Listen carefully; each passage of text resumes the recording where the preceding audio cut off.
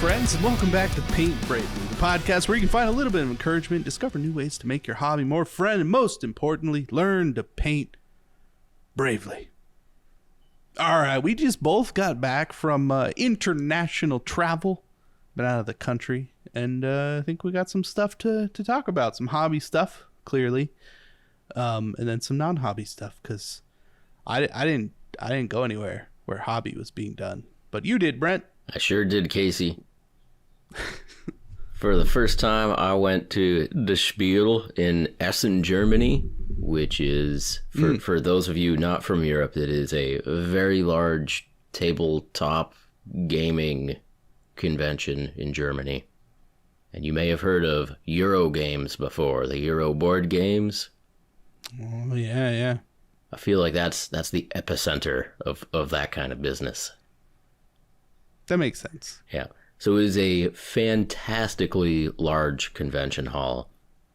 So large that it is divided up into numbered halls. Very, very nice and organized there in Germany. But you got to hall 1, 2, 3, 4, 5, 6. Halls 7 and 8 were just empty halls where people could queue up before the convention opened at 10 a.m. every morning. And so the boundary in between halls 6 and 7 was where there was a nice little rope line, and at 10 a.m. every morning they removed the rope and people just streamed in. There was always folks with the video cameras like getting ready to get trampled there at 9:55. Look out. Yeah. So there were definitely a lot of board games at this convention, but there was also a hall for, more RPG games. Hall 1 was a big hall, and it was actually mostly miniatures. So miniatures did have a big presence this year. This is the first year that Golden Demon Europe was held not only outside of the UK, but in Germany at Spiel. So there was a... Oh, I didn't realize this was the first time. That's interesting. Pretty sure. Yeah, so there was a Golden Demon competition there. So, Games Workshop had a big booth, but there were a lot of miniature companies that had big booths there. And for me as an American who'd been to a lot of American conventions, it felt like some big American conventions. It felt like you take a couple of the halls from Spiel, and that would have made Gen Con, essentially. So it was the big board game hall, and RPG hall, and miniatures hall. You jam those together, and you've kind of got the vendor hall from Gen Con. But then they also had more kids' games, and... Oh, okay. And something interesting that I hadn't seen at a lot of conventions before is they had a hall for the manufacturers.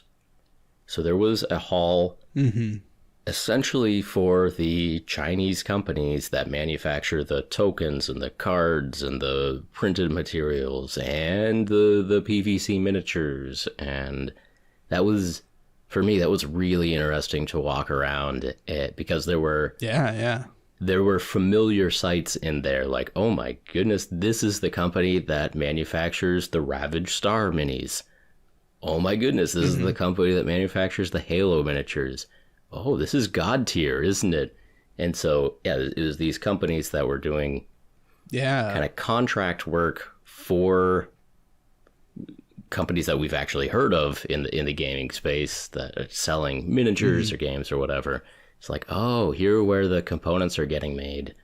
And so those were interesting conversations, because I'm walking by the booth, and the booth runners are doing a pretty good job of drawing you in and saying, like, oh, hey, what are you doing here? And they're expecting or hoping that I'm trying to sell a board game, and that they need, and that I need their help to manufacture said board game.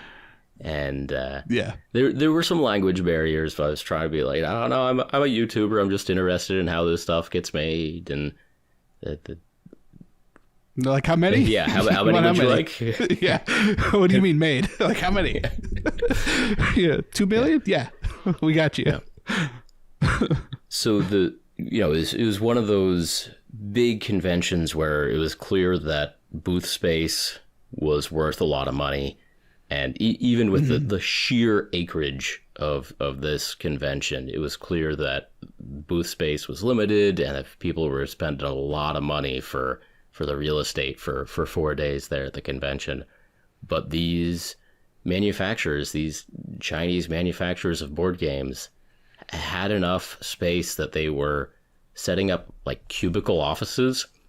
So a couple of these manufacturers are like, oh, come talk with me, and pulled me into an office, like with like a closing door and everything, and sat me down. And they had their samples and everything. All right, so how many do you want? And I'm like, yeah. And I'm just like, so you just pulled you in. You You're make like, this packaging, huh? They're like, yeah, so like I could buy this packaging from you? They're like, no, this one is not for sale. Like, this one is for one of our clients. Like, oh, okay. Yeah, no, I get that, but like if I wanted to make this kind of vacuum form packaging, you could do that for me. This one is not for sale. This one is not for sale. Like, no, I get that. Vacuum form mini packaging sounds pretty cool, though. Oh yeah, I kind of want that. Yeah, we joke around here a lot, but these companies clearly had resources, clearly had expertise.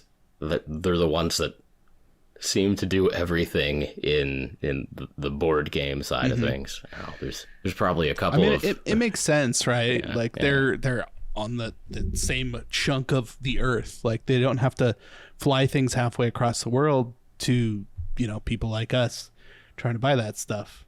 I imagine that's where most people go.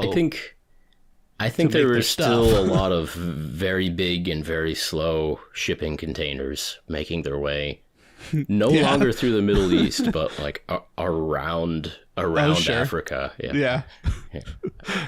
That's interesting. Yeah, I'd have to look at a map real quick, but yeah. I don't think there's a train from, I think, Guangdong province, forgive me, but that seemed to be where a lot of this was being made. And there certainly could be an 8,000 kilometer train track from there straight to Germany. You could Ticket to Ride, honestly. My friend. Yeah, that's you get the most points. I haven't played the Europe. Haven't played that version yet. I didn't see Ticket to Ride, but I'm sure it was there. I didn't make time to track probably it down. Made there too. Yeah. So anyway, the convention was fascinating to see, just like the European version of American conventions I'd been to before, if that makes sense. Like Sure. It had a similar feel to Gen Con. Some corners of the convention had a similar feel to Adepticon because there was the Golden Demon there, and that had a very similar feeling. And there were a lot of the companies and booths that we're familiar seeing at American conventions. But the fact that it was all in Europe meant that for a lot of these companies, this was their home base instead of them traveling across an ocean with as much as they could fit into their checked luggage to set up a booth. Right, yeah. So that makes sense. Yeah, so some of our old pals from American conventions, various companies, were there in force. So the one that impressed me most actually was Titan Forge and their little alliance of other like 3D print STL companies. So we've been familiar with the company Titan Forge for like 4 years or something like that, and they're one of the early adopters of the monthly STL Patreon subscription sort of things, and it was fascinating to see their physical booth at a convention because they had one of the biggest, most impressive displays in the miniature realm there. Titan Forge was huge. Yeah, they like the 3D printing guys had the huge booth. Well, they're going physical these days, but yes. Oh, I mean that's true. Yeah. Yeah, what was impressive was to see the way that they've transitioned from what I think of as a monthly Patreon subscription to like yeah, exactly. Oh wow, they're from Poland. Titan Forge is from Poland, and but it was they had they had a booth. They had racks of things for sale. They had like gumball machines of random miniatures. That was pretty cool. Yeah, they had... That sounds pretty cool. And like each gumball machine had...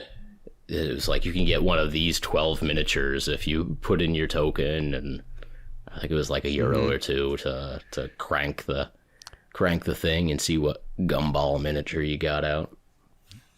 That honestly makes me want to go onto Amazon and see how much a giant gumball machine is, and then buy a bunch of those little bubbles and put a primed model in, and just do that. Yeah, just do it. That's the gimmick. Yeah, I'm gonna turn the thing. We're gonna see it. We're gonna paint it. Look at that. Yeah.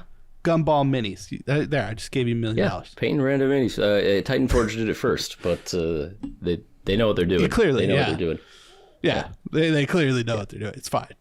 But they've been working on a couple of board games also, and so like they did an EVE Online board game.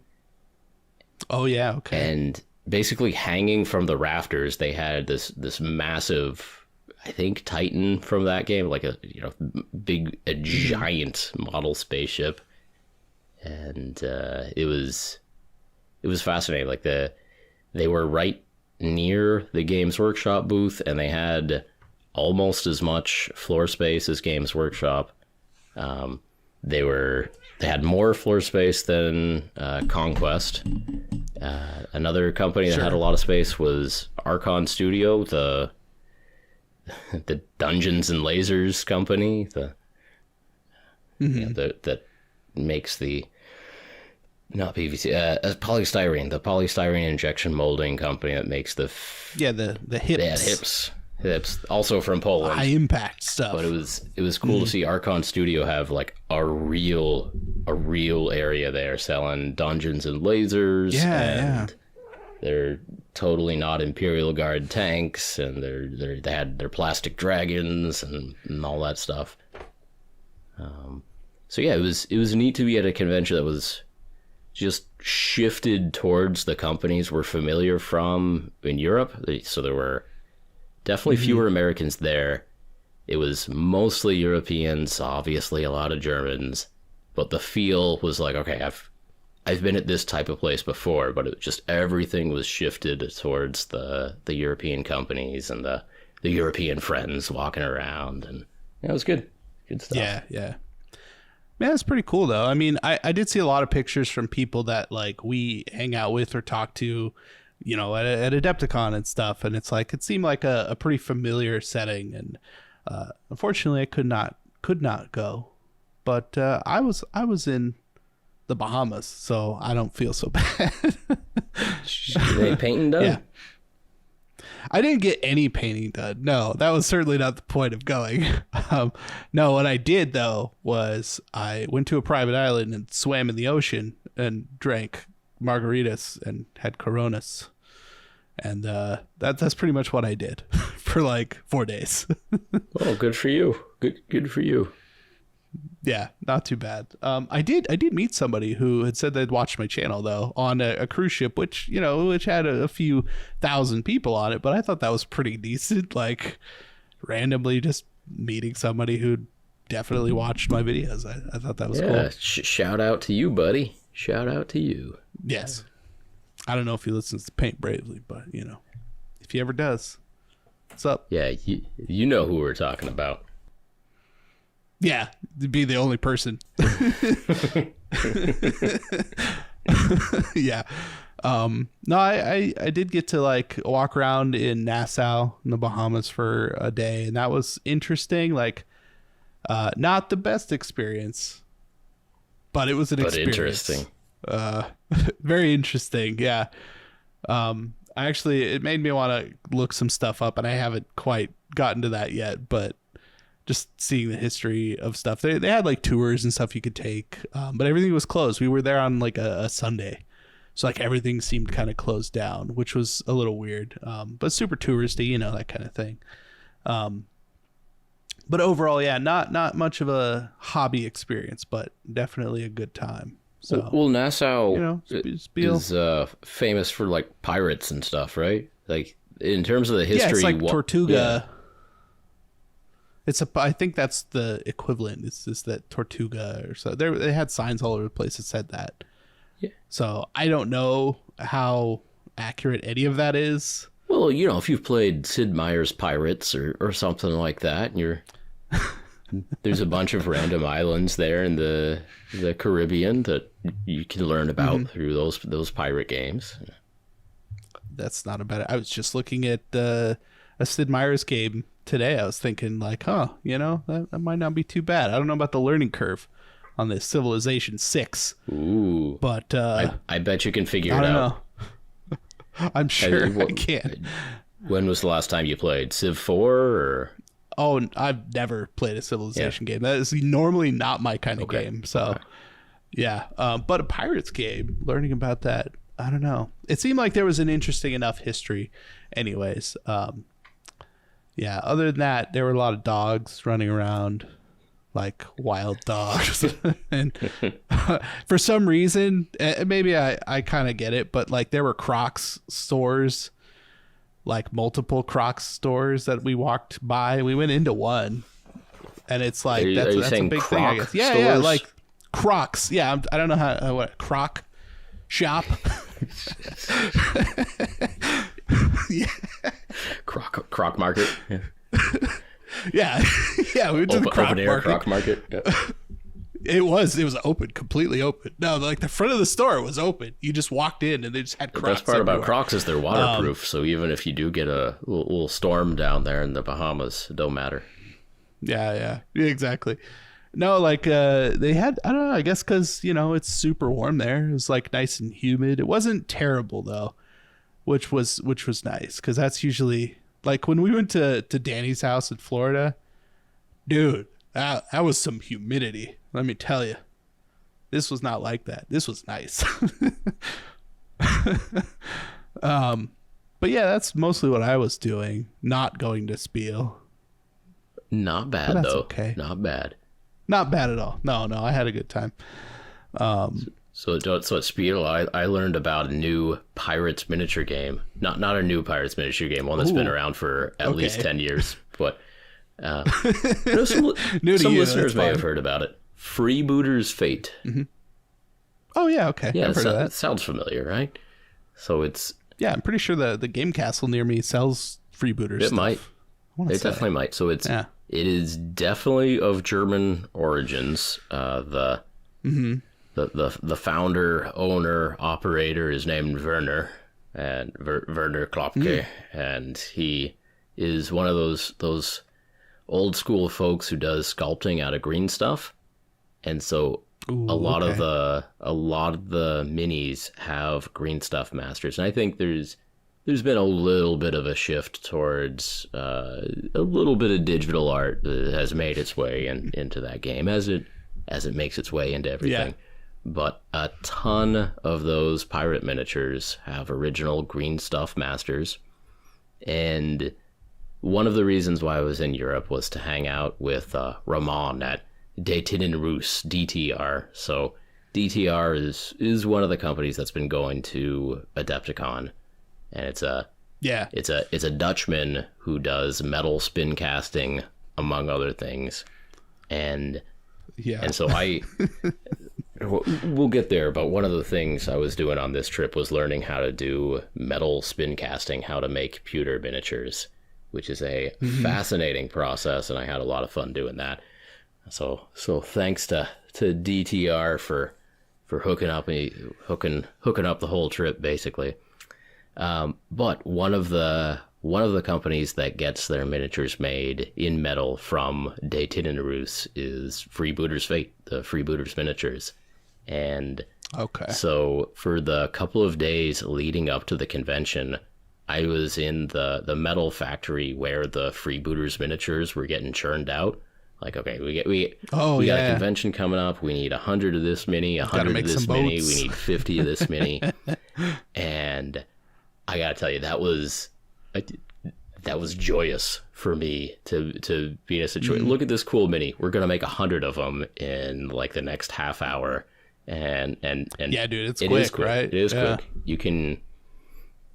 I mean, you can easily get like 10 miniatures on easily get 10 miniatures on a metal mold.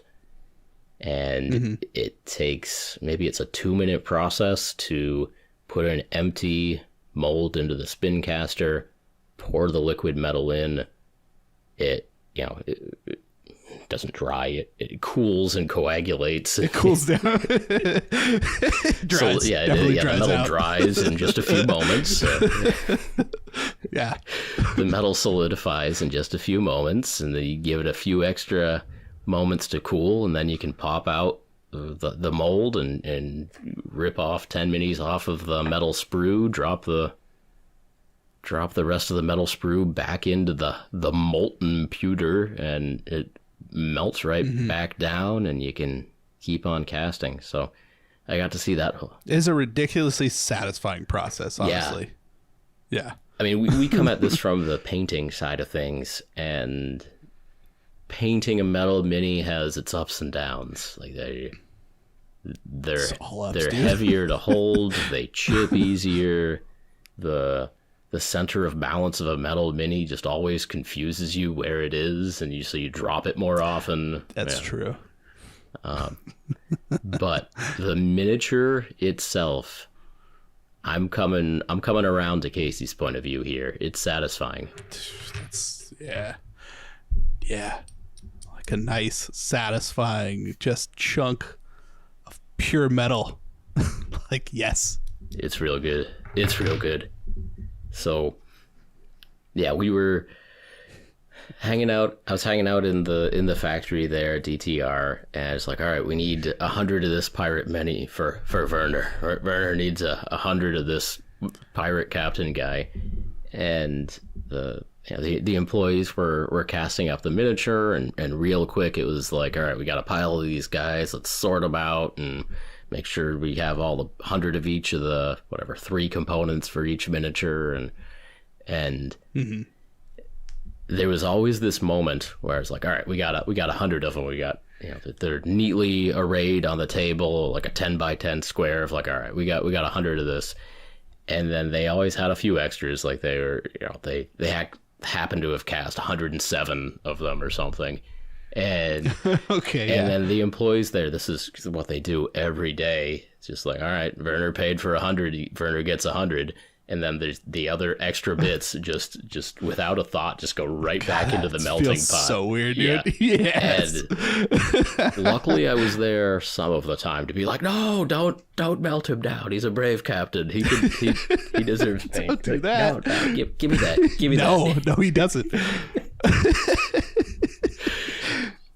Dude. But yeah, it was so wild of just like, well, there's 100 of them. That's that order complete, and all these extras, we'll just throw them back in the pot. I was like, no. That feels so weird, man. It does. Like, it really does. Like, just to toss them back in this molten pot. Like, when we went to Trenchworks, so, we were taking video of this whole process, but I did get a real good clip of a guy. He had like a pretty big like cowboy hat on, right? Yeah. And he sank down, and his hat just kind of held him on top of the molten metal for just a second. Like, it's a nice, satisfying second, and then it just bloop, and just sinks in. You're like, oh, he's gone. He's gone. No, make him again. It would take 90 seconds to make another 10 of that guy with the cowboy hat. Exactly. From the same models, from the same metal, you just melt it down. Like, right. It's all meaningless. Yeah. Yeah. But it was definitely an experience of hanging out in that factory and just trying to find the social graces, the social skills required to be like, no, don't melt that down. Give that to me. I will take. Don't melt that down. Give me. I mean, did they speak like Dutch or something? Like they spoke perfectly fine English. It was. Okay. Finding the social skills to say, like, no, give me that. Screaming give me that. At a grown man. Yeah. No, please give me that metal toy. give me toy. Yes, I want. I want the pirate. Please. Please allow me to slow you down in your work for just a moment to give me the tiny pirate. Just turn your back. Just let me see if this is cooled down enough. It's not gonna melt a hole in my pocket. Oh god, dude, you don't even know. Like, I've legitimately looked up and priced out full kits for metal casting now. I got a plan. I got a workshop and I got a plan. It's not cheap though, unfortunately. But it's doable. I know it literally is though. That's the thing. Like, it is 100%. It's a few $1,000s, and like if you go hard, like if you go really, really hard, it's probably like $10,000 or $15,000, which is obviously a lot of money. But But yes, if you sell your car and then you're not paying for car insurance anymore, or I can melt it down. You know what I'm saying? I could make all the money back. You sell your car, it'll take them a little while to realize it ain't got no bumper on it anymore. Yeah, like exactly. If it's an old enough car, I could definitely use that bumper. Yeah. Oh man. But I actually want to do that at some point. I think it would be worth doing, even for like, ridiculous casting of just whatever, Yeah.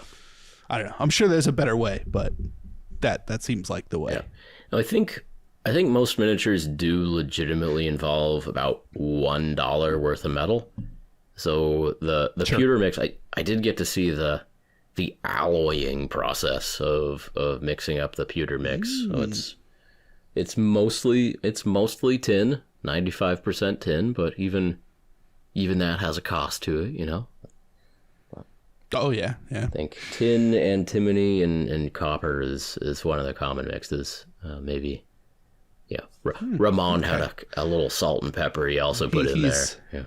Yeah, his models are superior. They do have that reputation. Yeah, they do.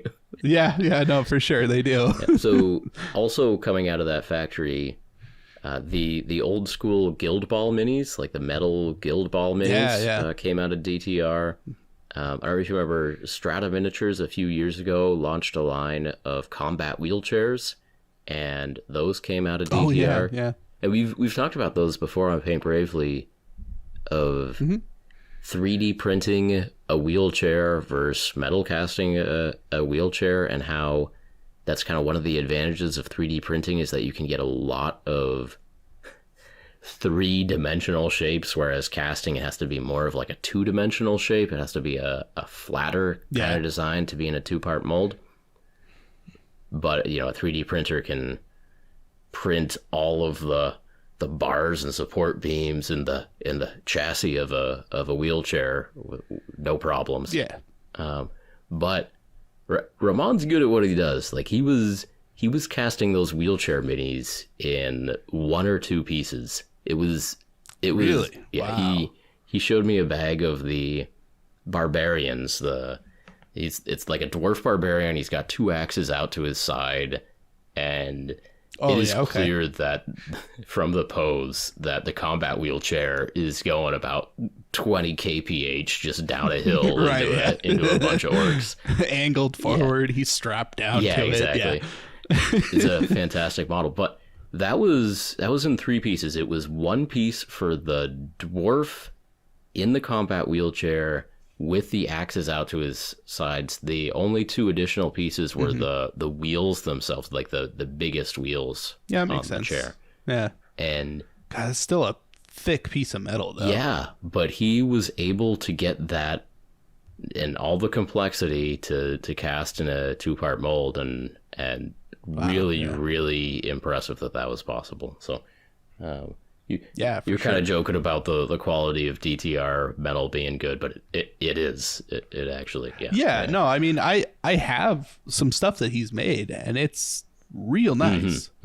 Like, it's definitely, like, crispy. Yeah. Like, it looks really good. Yeah. I mean, even his business card, which is literally a metal cast picture of himself on a coin.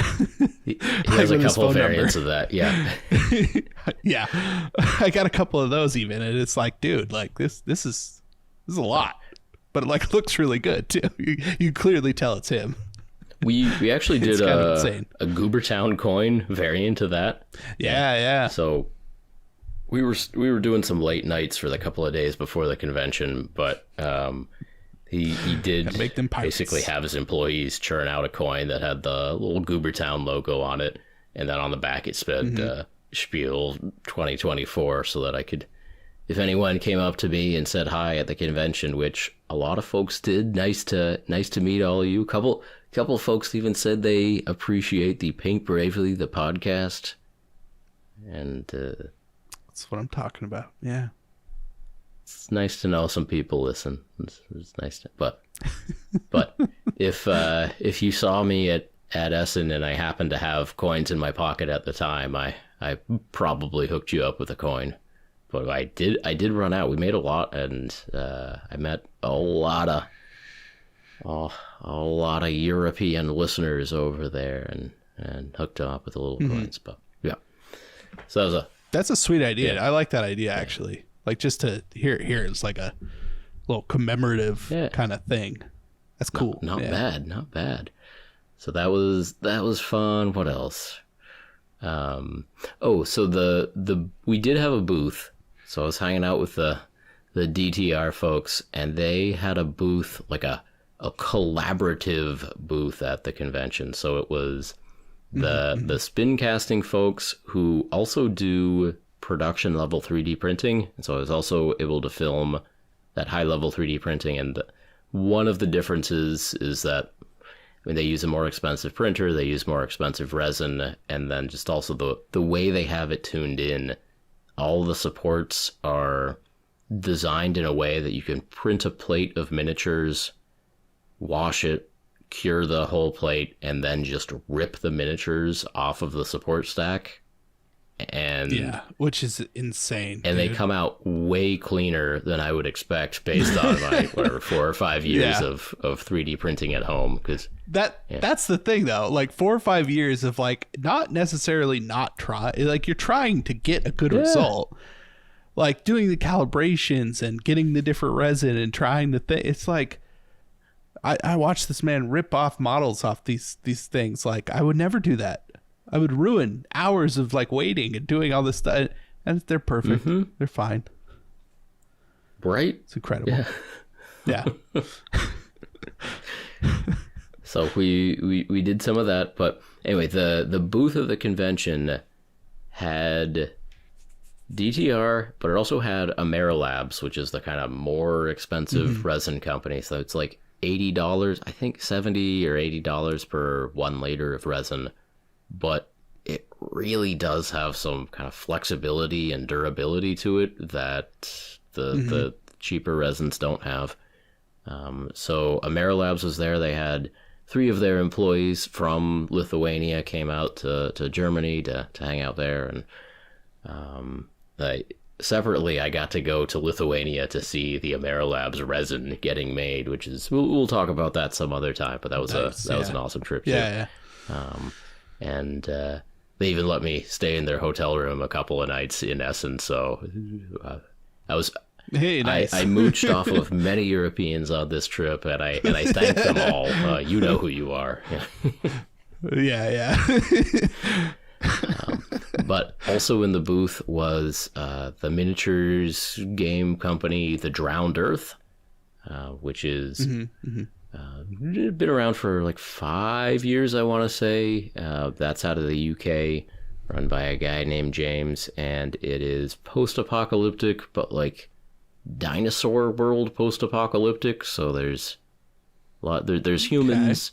There are great apes like gorillas. There are dinosaurs and dinosaur people and geckos and gecko people, and a lot of fun miniatures. Like if Planet of the Apes happened, but there were also Jurassic Park dinosaurs that got released into populated areas. Yeah, see, that is my understanding of it. I feel that there's some Drowned Earth fans over there yelling at their devices right now. Probably. But like, no, that's but not, honestly, that's a pretty good mix.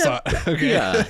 Mixing Planet of the Apes mixed with Jurassic Park. And I think that gets you on the right idea. Like a lot of awesome I'm fine with that. Jungles.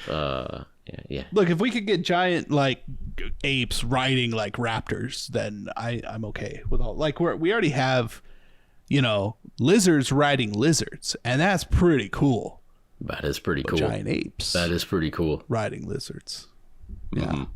Geckos on the shoulders of apes with this is all good. It's good. It's good stuff. And anyway, the Drowned Earth had done all of their miniature production with DTR, and so they were in the booth. And then there was also a German man named Basti, I think, in the booth, and he runs Remarkable Miniatures, which is it's a new miniature line. I think there's going to be a game someday, but Remarkable Miniatures has a lot of just weird stuff, like nasty old witches and monsters, and there's of course an angry broccoli plant being.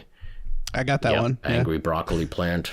There was I sat at the booth and I painted a scorpion drider, so a lady's head and torso on a scorpion, basically. So like a drider, but a scorpion. The Rock from actually. Yeah, from the Scorpion King. You know what I'm saying? Yeah. From the not the Scorpion King, but the Mummy 2. That one. Where The Rock wasn't actually in it. He was the Scorpion King, but it's the famously really bad CG, like rushed. CG face of The Rock put on a gnarly That's right. scorpion. The Scorpion King was a prequel that actually had Human the Rock in it, right? Yes, which wasn't actually terrible. I remember getting it from Blockbuster, and I don't remember the movie that well, but I remember my Blockbuster card that allowed me infinite rentals at Blockbuster. That was pretty good. It was a good time. Good time, man. You remember that, don't you, viewers? Don't you? Absolutely. Some of them do. Our viewers, yeah, that's probably true. We're not connected with the youth over here. Yeah. Anyways, so one of those, So Remarkable Miniatures and the Drowned Earth were companies that had all of their models made by DTR. Then Amero Labs was there representing their resin that DTR uses. So it was a powerhouse of a little convention booth there. And also I was hanging out there too sometimes, and so that was kind of where I left my stuff during the day. And sometimes I wandered around, and sometimes I hung out at the booth and did some painting. Some folks recognized me from them internets and came over and hung out with me there at the booth. And the booth was also right next to the Vallejo booth, and Vallejo had Lucas and Emil from the Squidmar channel out, and they taught. I think they might have taught a class or two, but mostly they were doing meet and greets. And so they were drawing some pretty impressive Disney World style lines to meet Emil and Lucas, and that's pretty great. Hey, how you doing? How you doing? Nice to meet you. Get a selfie, and they were. Those lines were impressive. But see me. I'm more sneaky. Like, I don't tell people where I'm gonna be. I just show up places. You just show up. Yeah. And some folks did find me and track me down, but I was just popping up where you least expected me. I mean, I wouldn't have expected you in Germany, so yeah, that's fair. I got them. Yeah. yeah. Because literally the week before you're in Nevada and Utah, and then boom, Germany. Gotta stay on your toes. What's up? Yeah. Oh man, some intense travel though. I've been back now for a week, and it's nice to be back home. These cats are finally. The cats have been crawling all over the set, and they're not as bad as the last episode of Paint Bravely though. It's true. The previous episode of Paint Bravely, these cats were going nuts, and they're here right now, but have been home for a few more days, and they're little more calm about the situation. Yeah, for sure. That's good. Yeah, Oh, but man. no, so good travel. I could talk about Essen more, but you want to talk about your margaritas or anything? It's certainly not as exciting. Margaritas are delicious. Beers on the beach are pretty good. In moderation. No, yeah, well, it's on vacation. What are you judging me for it? Come on. So we did have a pretty terrible time on the way back because we were this close to getting stuck in Miami. Oh yeah, there were. Yeah, you were on a cruise like during a legitimate hurricanes, weren't you? I didn't fully put that together. Yeah, the one that is like the big one that just happened. Well, there was Helene and Milton like a week apart from each other. Yeah, we were right in the like Goldilocks zone of in between. The eye of the storms. Yes. It was insane. Like we got down there and it's like real nice, and we go, and I mean we're kind of bypassing that stuff anyways because Miami's basically on the other side of the state from where the hurricane's coming in, right? But flying back it was the issue. So like even on the way back, our day ended up being like 15 hours to get back home. Because there were delays. They were even like, oh, we're not sure. We might have to, hold off on the airplanes coming over. And of course, like, when we finally did get on, it really wasn't that bad. Like it was still coming in. I guess it I don't know, wasn't as bad to start off with as they were expecting, but then obviously it was after. But we just missed it basically. So got lucky on that end. Snuck that cruise right in, no problem. Yeah, exactly. Yeah. Well, you were all excited. You got your free cruise. You won those cruise tickets, and now I'm seeing that you won free cruise tickets during hurricane season, which is pros and cons. Sense. Yeah, pros and cons. I mean, it depends, right, on where that hurricane's coming in. Yeah. I mean, it was interesting because like it ended up being more of like a business cruise because my wife won it through her like networking event group. So like there were meetings and there were people like the guy that runs the networking company and all this stuff was there. So it was interesting. I didn't participate in a lot of that stuff. I just kind of hung out. Yeah. But it was good. The only other thing I've really been doing, like, because I got back and I just started kind of working on stuff. Like I've been doing Orktober stuff, trying to do some cool conversions. I've had these Armiger Helvrins sitting in a drawer for the last few years. So a lot of conversion work on that stuff to try and turn them into like Def Dread style models, just to kind of complete the army, get new cool mechs in there. I guess mechs might not be the term, but fun stuff like that. And I've also been printing out one-page rules models again. It seems to kind of sneak back up. We had talked about one-page rules because you'd seen their stuff recently, and we'd talked about some of the stuff in Essen that we actually didn't talk about it on the podcast yet. But I know we haven't. Okay. I'm trying to segue nicely into the segment that we could do that for. Yeah.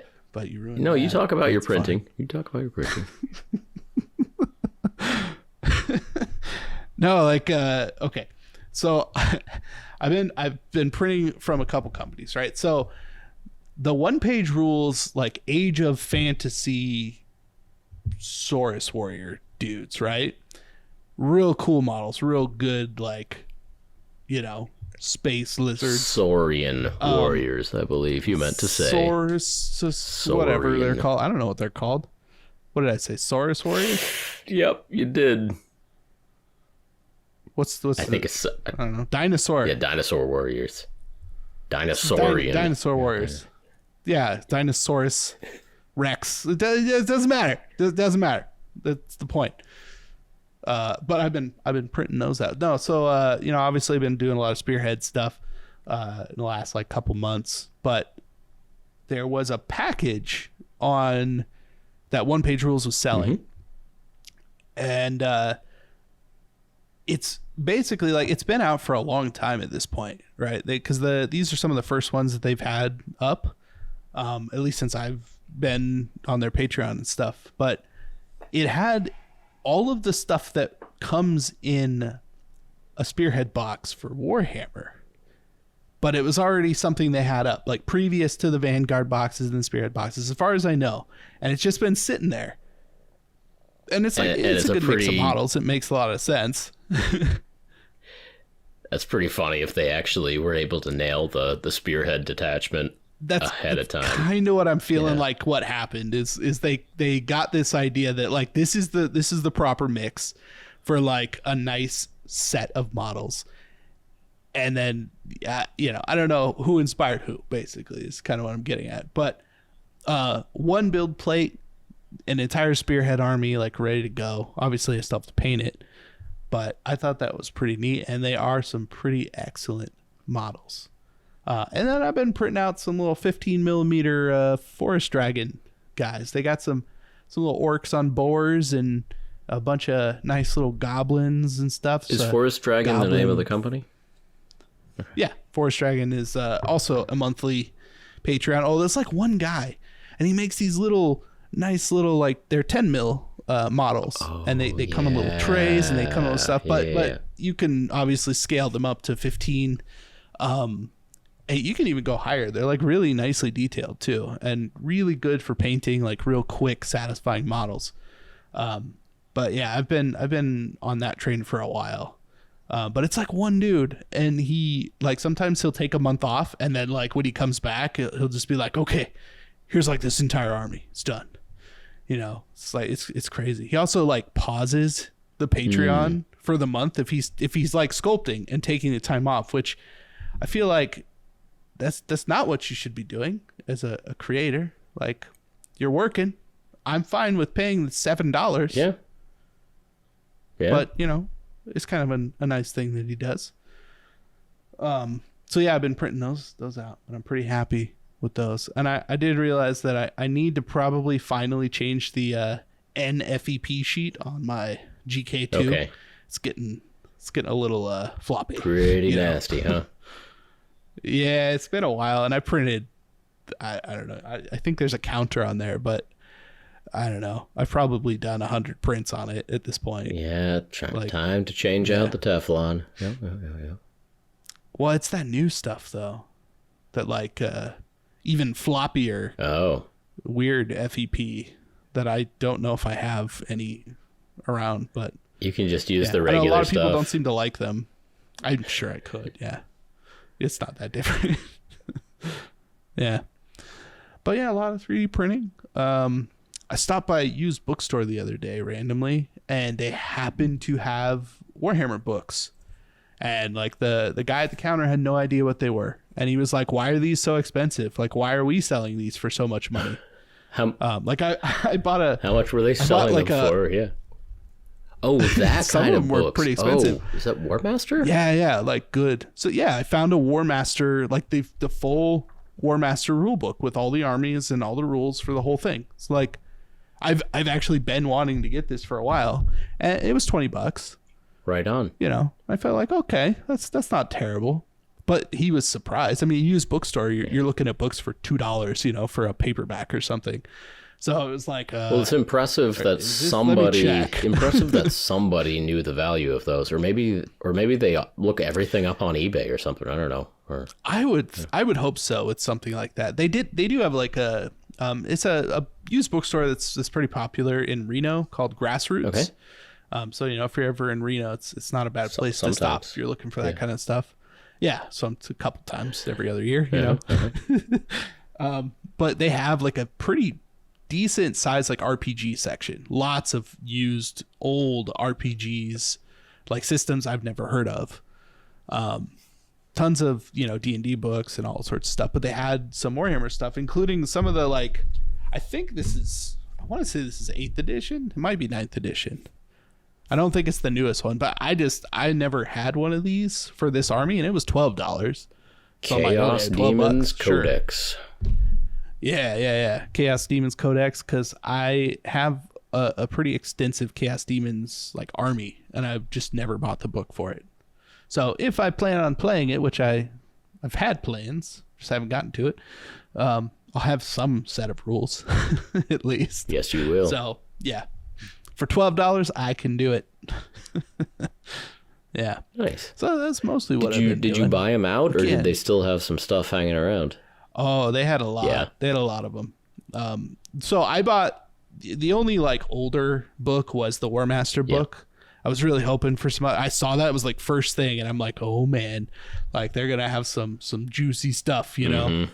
But there was somebody there before me who was going through it, and I think they might have picked up all the real good stuff. Okay. So I might have just missed out on the sweet deal, but they had a lot of the newer 40K codexes, and I really didn't want to just buy a bunch of codexes. Those pile up somewhere, man. Yeah. Good to know where they pile up, but yeah, those. I think a lot of them just end up in the trash. Yeah. But yeah, they. Yeah, I mean, I still have a full on, like, one of the drawers in my hobby room is just books. Mm-hmm. Like one of the black cabinets. So yeah, it happens. Yeah, I would feel bad for throwing them away. I think selling them or giving them to used books or whatever makes some sense. Like at least somebody might get some use out of them. Like the War Master book though, like that game's pretty old and it's definitely gone. So I don't know. I feel like when it comes to games that are considered like dead games, I don't know that I'd want to get rid of any of the rule books personally. No. Just because it's like, well, there's going to be no other iteration. So if I was to play this game, this is the book. It's the only book. So I don't know. Yeah. Yeah, but I do feel pretty good about that. In the 20 plus years since that War Master book came out, some people have moved on with their lives. The world has moved on. Yes. I watched those on the plane for sure. Hey, Snuffles, do not eat that. Snuffles was trying to eat a metal crossbow. Wow. I'm glad you grabbed it. Jeez. Yeah. This might go with a dwarf. Yeah, that looks like a miner, dwarf miner. Yeah. Do not eat that. Do not eat that. But yeah, you were talking about one-page rules, and one-page rules also had a pretty big presence at the convention. So Titan Forge has been doing production for some of the kind of former competitors. A lot of these STL Patreon companies from 4 years ago have kind of banded together and found ways to collaborate. Yeah, right. Like their models now work under one-page rules. And the apps that support each. It's interesting. It makes a lot of sense. Yeah. Yeah. Whatever, Realms Beyond or something like that. Something like that. Yeah, I don't remember. Yeah. So One Page Rules does have a section of their website where you can get one-page rules stats for the armies from other creators. So like all the old Titan Forge armies have rules in the one-page rule systems, and that's smart thinking. That's a good collaboration. But Titan Forge for several years now has also done physical production. So they have a 3D print farm, but they also have some Siocast machines. And One Page Rules had some of their miniatures, if I'm remembering correctly, manufactured kind of by Titan Forge. So getting into that physical realm. But yeah, Titan Forge had probably the biggest presence. But then in a line along one of the walls in that convention hall was Titan Forge, Loot Tavern, Archvillain Games, One Page Rules, and that like all clearly working together.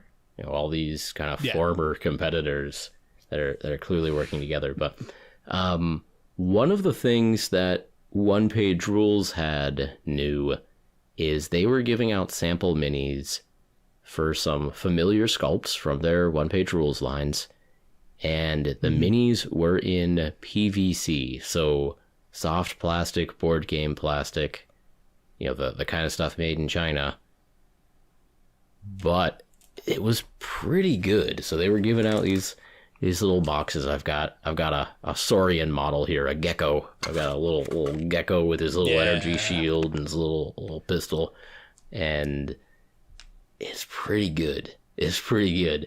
And I was talking with the guys there at the booth about what changes they had made from the original version of this. So I've painted up a squad of 10 of these guys before, a couple of years ago, and I obviously painted the 3D printed version of this little gecko mini, and so I'm pretty well familiar with it. But it was interesting talking to the guys at the booth about what modifications they made to that sculpt and to that design in order for it to be castable in PVC. And so some of the spikes are a little bit shorter. Some of the details are merged into a single shape.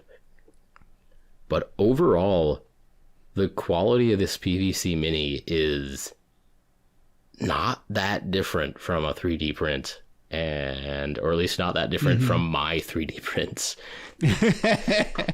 Yeah, let's not get confused here. And it's it's PVC, so it's durable. You can drop this or throw it across the room or whatever.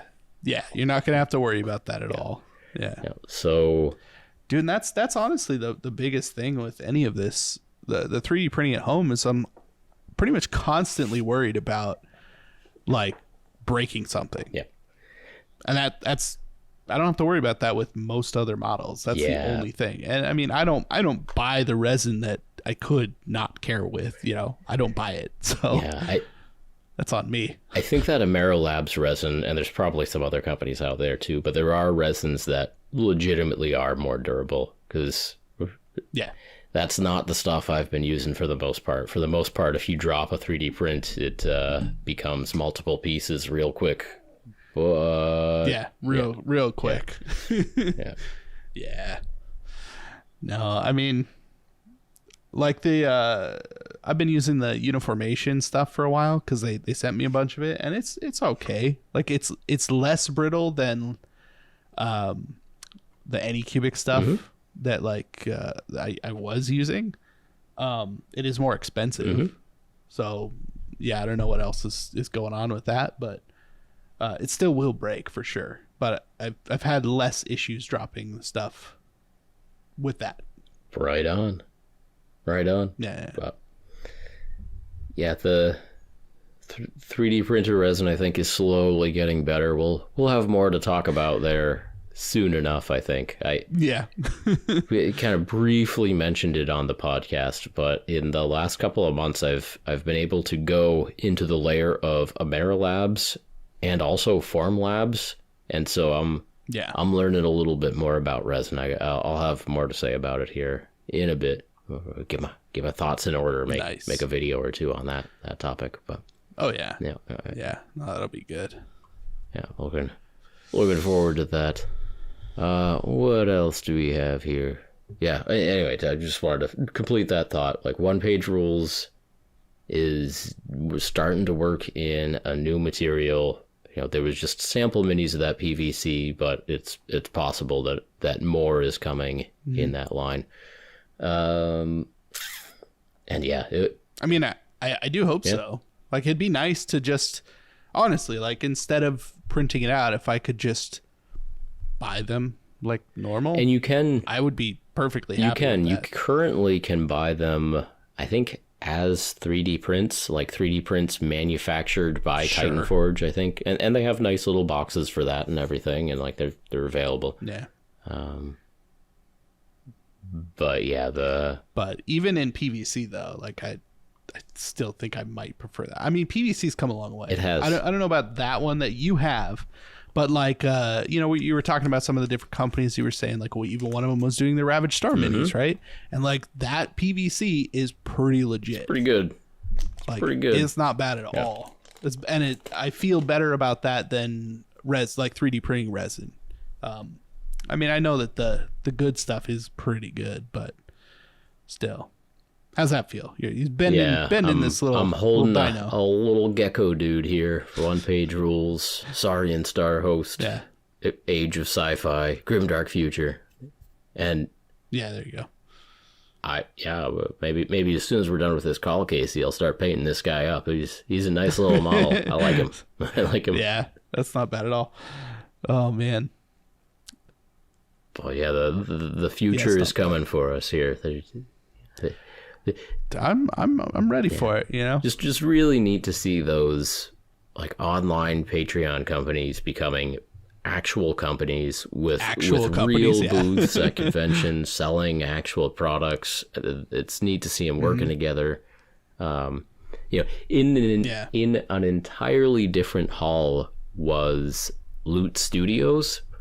And I was gonna ask. So Loot Studios was there with a nice booth for a game called Malediction, and a year ago they were testing out a game called Relics Untold. I think somebody told them that Relics Untold was not a very good name for a game, and so now it's Malediction. But it's a skirmish game, like a card-based miniature skirmish game, and so they were there representing that at Essen, and again, cool to see another one of these like online selling you monthly STL companies become real and have physical products. So that was Loot Studios and Malediction. Malediction. Yeah, and I played a very early version of Relics Untold, and it was okay. Like it had some good elements in there. The version I played seemed like every game might end up in a weird scrum of kind of bogged down, but I think they made some changes, so that's not the case anymore. And I don't know. Yeah. Malediction. I like a good game with cards, though. Yes. You know, I do like that. I think that's a cool way to do it. Like you get random abilities, you spend points on certain things. Like I do like that kind of the rules are mechanic. right there in your hand. These are the rules you have access to right now, and here's exactly what they do. Yeah, exactly. Yeah, that's kind of nice. Yeah. Cool. Yeah, I do like that. Not bad at all. Oh, what else? Oh, there was Golden Demon at Essen this year. I forgot.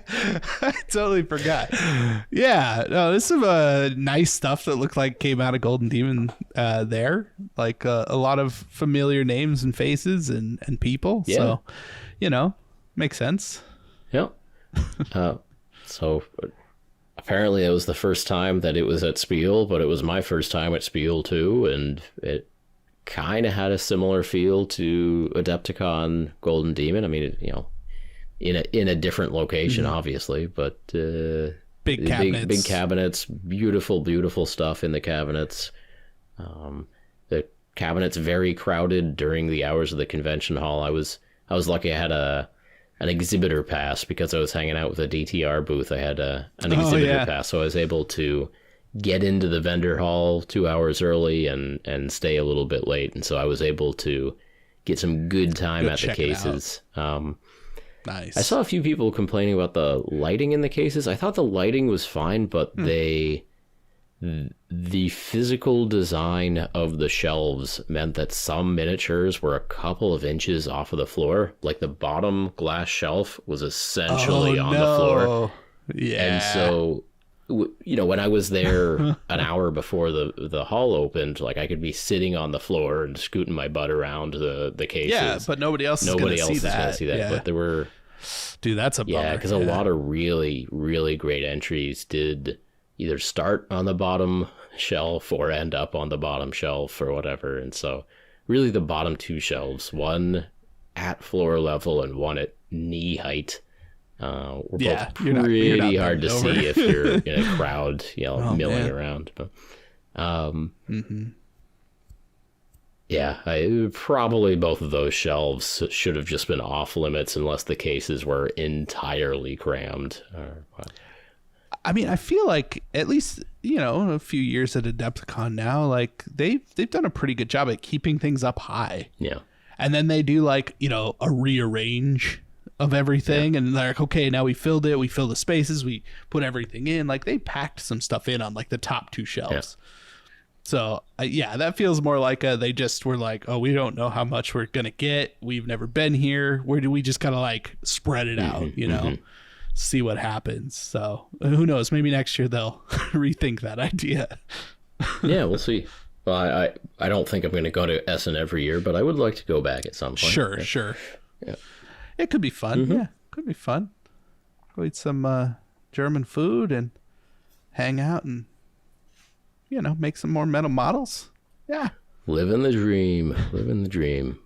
Yeah, the Golden Demon was cool to see. I know there's been, as always, some stupid online drama about did the right person win? And like, I don't know. That's just the worst part of these competitions. Like the best part is seeing all of the awesome models and seeing people who get motivated to spend hundreds of hours on their entries, bring them and put them all in the same case next to each other. It's a really great convention of awesome painted minis. But then it is amazingly impressive. Yeah. I mean, even to think about the amount of hours on a single shelf in that competition is just astronomically high. It's really cool, and that's not something you get to see ever unless you go to Golden Demon and see it, right? So it does have that appeal, and I get that, but like, yeah, the way it's set up, not everybody's gonna win, and that sucks because, you know, painting isn't objective, right? But they make it so for Golden Demon. That's just what they're doing. Yeah. So I don't know. It was the same feeling that I've observed at Adepticon of the worst part of the entire convention is watching the people coming out of the award ceremony for Golden Demon, because there's, you know, some people who are legitimately disappointed. They put in a ton of effort. They created something truly impressive, truly remarkable, and enough other people put in remarkable entries that you know, did not enough awards for everyone. And so there's people coming out, you know, quiet and despondent and unhappy. Fair enough. You know, artists put a lot into their work. And then, but even the winners are coming out like quiet out of politeness, basically. Don't want to say anything. Just smile, nod your head. Be a good winner. Respect the feelings of the people who weren't able to win. And so it's like a friggin' funeral. It is like a friggin' funeral coming out of the... It's exactly what it feels like, dude. The Golden Demon Award ceremony, the honoring the best of the best... The hours afterwards feel like a dang funeral, and it's depressing. It's the most depressing part of the entire convention. And I don't think... Such a good way to put it. Oh, man. I don't think there's like a fix to this. I mean, it's a competition. There's going to be winners and losers, and like, this is all human nature kind of stuff. But it is. I mean, I can honestly say that same feeling didn't come out of what is it, Crystal Brush? No. What's the other one? Resin Beast. Yeah. Like that feeling did not necessarily exist in that.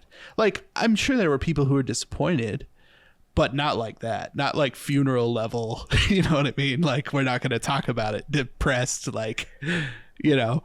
And I do you think that's the size of the size of the competition or something else?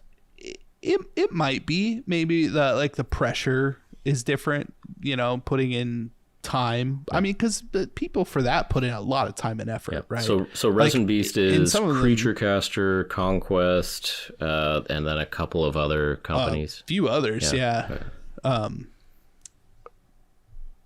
God, I can't remember what they are now. I have some. Bestiarium. Yeah, that one. Bestiarium. Yeah. I don't know. Bestiarium. I think Eldritch Foundry entered at the very end, and nobody put in a single entry because nobody knew that was an option. Yeah. No. So somebody could have won. This year, gold, This year, get yourself some Eldritch Foundry.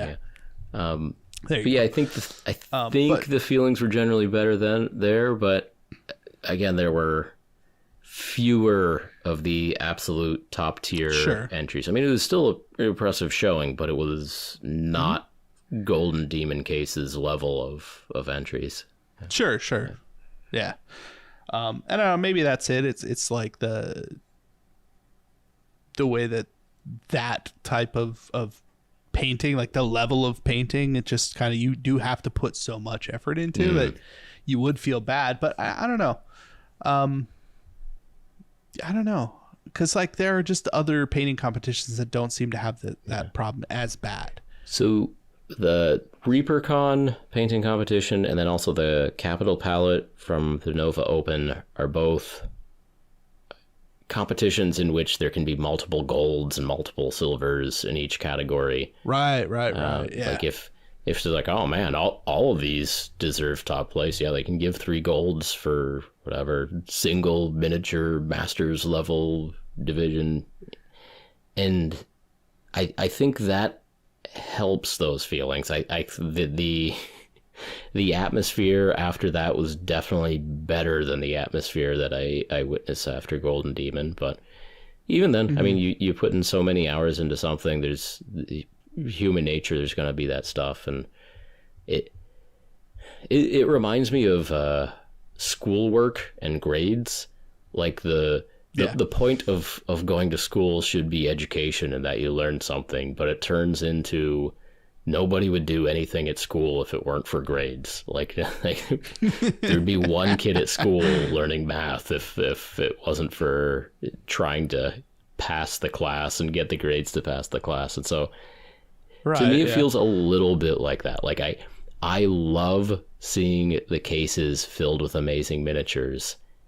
And from my point of view, it would be cool if it was just show and tell. Golden Demon show and tell, not a competition. Golden Demon, put your best models Everybody's in the case. Happy. Yeah, everybody's happy. Yeah. But I also think the level of models in that case would be far, far lower if it wasn't a competition. And I wonder if it wasn't so strict. Yeah, too. to motivate, like what that does. Yeah, to motivate humans to put in 300 hours on a single model or diorama or whatever. The competition tickles that part of the brain and motivates people to actually do it. So I think it's just a necessary evil that to get 2 or 3 days of a display case looking amazing, there has to be that 2 or 3 hours at the very end of the convention that just feels like a funeral. That's just miserable. I mean, maybe that's the case. Maybe that is exactly the case. I mean, Golden Demon wouldn't be so sought after if it was a lesser competition, I guess. Sure. Because if it's like, oh well, 10 people won gold in that category, I was one of the 10 that year. It's like that doesn't feel as good as you won gold in 2024 in Germany. Yeah, I don't know. I don't know if there's any good way to fix that. I mean, I think that there are certainly certain personality types that will just pursue that to the end, like good or bad. And I think that's just what it comes down to. It's like there's just it's going to attract a certain kind of people, and not everybody's that kind of people. Yeah. Yep. I think that probably losing is going to suck no matter what. And hopefully you'll get over it and do it again next year. Sure. Yeah. But some nice models in there. I like looking at them models. Yeah. They're looking good. And I think, and for any of these competitions, more and more I'm feeling like it is fun to paint something up and put it in the case and give the people looking at the cases one more pretty thing to look at and consider for a few moments. And if you put in something really notable, they'll spend a good 45 seconds looking at the cool thing that you made. And That's true. They might look at it for a smidge longer and then put it back on the bottom shelf. Oh no, I'm not even talking about the judge. I'm just talking about the people walking around the cases taking a look. Oh, okay. I really enjoy the show and tell aspect of the competitions. Yeah, yeah. I enjoy the fact that there is a display case and that you can be in a display case with a lot of other very talented and creative people, and I love that. I love that. That's awesome. For sure. Yeah. But yeah, I think my favorite part about it, at least the couple of times I've done Golden Demon now, has just been like, oh, I just run into somebody else who is a painter that I do follow or know somehow in some way, and I get to talk to him about something that's like right in front of me. Yeah, it's a good meeting point. It's a good meeting point. Yeah. It's also fun to be at the physical cases and see all the entries and be like, oh, I like that one, I like that one, I like that one. And then in the week or two after the convention on social media and Instagram and stuff like that, you're seeing people post like, this is what I had in the case. You're like, I remember that one. That was great. Like, oh, you did that? That was you? Yeah, I like that. That's fun. I've seen a few of those and been like, oh, okay. I didn't know that was that person. That's pretty cool. Yeah. I mean, there's been a lot of coverage for Golden Demon outside of being there. But obviously that's maybe 2% of the total entries. So yeah. Yeah. All right. What else we got for today, Casey? I don't know. All right. I don't know. I mean, I'm back to another Kickstarter. That's what I did. Good? I think so. It's looking good. It's the print and roll. I don't even know what company it is. Print and roll something or other. Print and roll Mega Pack 3. I don't know what company. Doesn't say. Custom Miniature Maker. I don't know if that's actually the company. I'm looking at their Kickstarter right now. But it's mostly STLs. They're texture rollers to make bases and some terrain and stuff out of I assume air drying clay or whatever, but you print out the little pieces that cut out the base toppers. I thought instead of printing out a bunch of base toppers that I usually do, because I like my base toppers, you do. Right?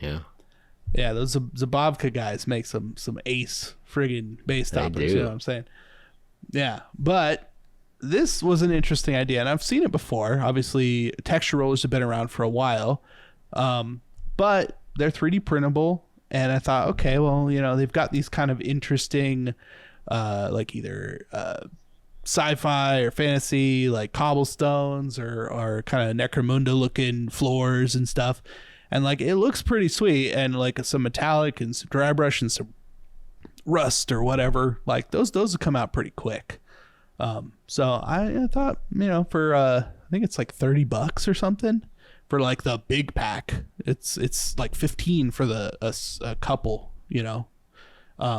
not bad at all to just see if it's worth doing, I guess. Yeah, so I'm excited about that. It should be fun. That's a topic I'm interested in that I have not pursued enough. Yeah, the texture rollers, texture stampers, that kind of thing. Yeah. I mean, I've heard bad things about some of them because they have you can see the FDM lines in them and stuff. So I could see that being not great, but I can print pretty nice with resin and sand it down. It's more about the recess detail. So I feel like I could probably make something decent. We'll see how it goes. Yeah. See how they print. If you find the right resin and print them in resin, that should work. Yeah, and they say that they have fully pre-supported resin ones. Nice. So we'll see how it goes. Should be cool though. Yeah. I have some of the tabletop world ones, and it's a cool idea, the texture rollers, but they definitely have extra texture on the texture rollers, I don't even know if it's CNC lines or FDM lines or what, but if you roll them, you can definitely end up with the tops of your cobblestones having just regular repeating lines on them that kind of ruins the whole idea. But it kind of makes it pointless. Yeah, and I mean, I'm because when I print out a base topper, occasionally, if it's not at the right angle or whatever, you can kind of see some of those, the topography, It's not usually too bad though. Every so often from like one angle, right, you'll just see lines, which sucks, but I feel like I'm fine with that as long as it's not the strictly repeating lines throughout the whole thing. Like your cobblestone, like they got a skull roller. It's just a bunch of skulls, right? Like if every skull has lines in it, I'm just never going to use it again, and I'll have wasted money and I'll be upset. But this is also their third set on Kickstarter, and I haven't seen anything too negative so far. So again, $30. We'll see. Good. Yeah. Right. I think that's all I got for today. All right. Well, I'm glad we got back home. No hurricanes or transatlantic travel got to us or anything like that, and we'll keep on keeping on doing some fun stuff that's coming up pretty soon. We got a lot of stuff coming up pretty soon. Oh yeah. Which I'm insanely excited about. That's mostly what I've been doing today, is just working strictly on stuff that I don't want to talk about. So yeah, you and your goblin hobbies. All right, we'll talk about that later maybe. Exactly. We're going to get to it anyway. So thank you again for joining us on another episode of Paint Bravely. If you enjoyed this podcast, please help us out by leaving us a review on iTunes, subscribing to the YouTube channel, and sharing this message with your hobby friends. And as always, we appreciate each and every one of you for listening, and we will talk to you next time. Talk to you next time.